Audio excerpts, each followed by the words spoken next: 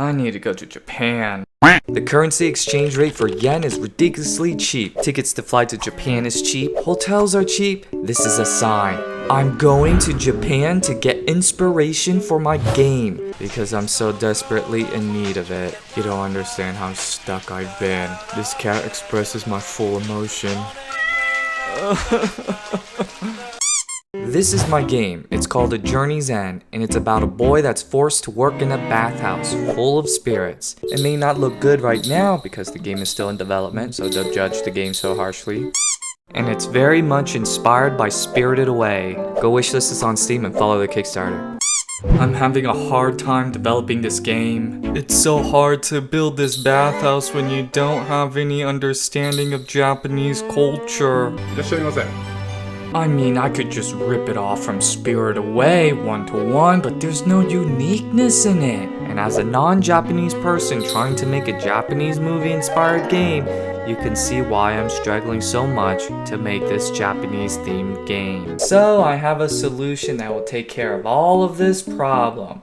I'm going to go to Japan to get inspiration for my game. Great plan, right? You may be wondering, is this plan really going to work? Is it really going to benefit the game?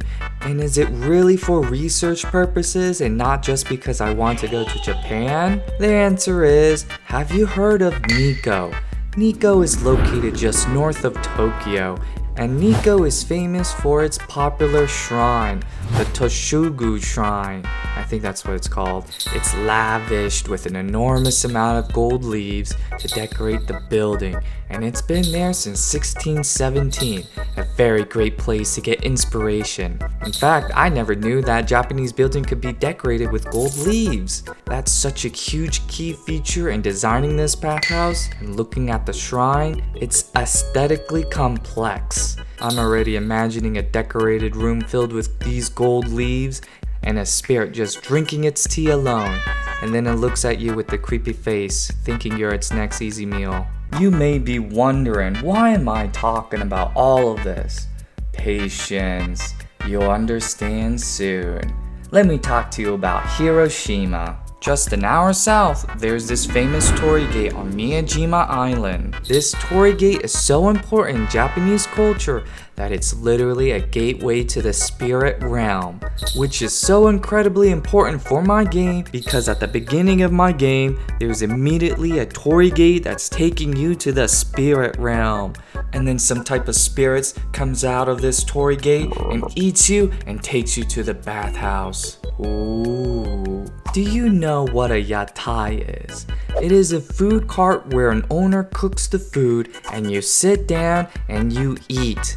Wouldn't it be cool if there was a yatai in my game where the spirits is just cooking stuff up and you sit down and eat and possibly you're eating a dead spirit, which you didn't know? Chiba has these crazy trains where it's upside down, and you know what would be cool? If the bathhouse was so big that in order to move from one area to the next, you need to take a train. How crazy and unique of an idea is that? And then in this train, there's a spirit that's just staring at you, and it just wants to eat you. Osaka has this castle that looks cool and old. Maybe I could have a samurai spirit that's just standing in the hallway, pretending to be fake. And after you pass by it, it slices you in half. And the onsens in Japan, that's another big research I must undertake. I need to take baths there, eat the food, take pictures of old wooden structures. Maybe I can have like a spirit where it just drags you underwater if you take a bath too long, and it eats you up and then there's just like blood coming out of the water.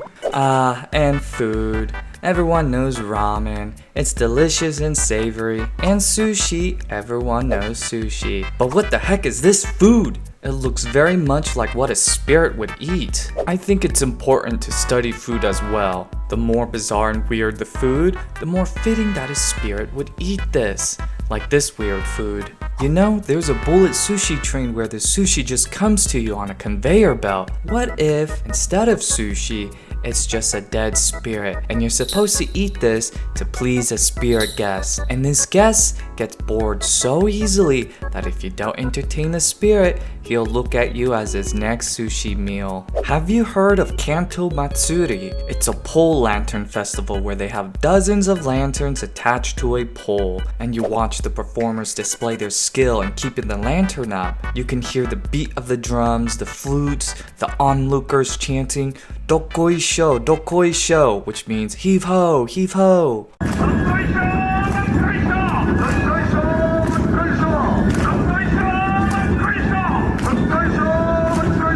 And at the end of the festival, you can try your own skill in heaving the lantern pole up. This is giving me such a great idea. Why stop at only baths when I can have festivals in my game? And the main character can perform in these festivals, like holding the lantern up, and if you drop it and hit the spirits, then you'll upset the spirits around you, and suddenly you're food to them. Remember the point I was trying to make, but I told you to be patient? The point I'm trying to make is, the more influenced I am going to Japan and experiencing its culture, the more creative and interesting ideas I get. And these ideas I showed you are pretty great, right? Having culture in this game is incredibly important as it builds the game's depth. And with Japanese culture in the video game, I could build the lore. And everyone loves lore in video games. And everyone loves Japan too. There's a lot more ideas I can draw from if I were to go to Japan than just to read it online and look at the pictures. The most important thing that I need from this trip is culture.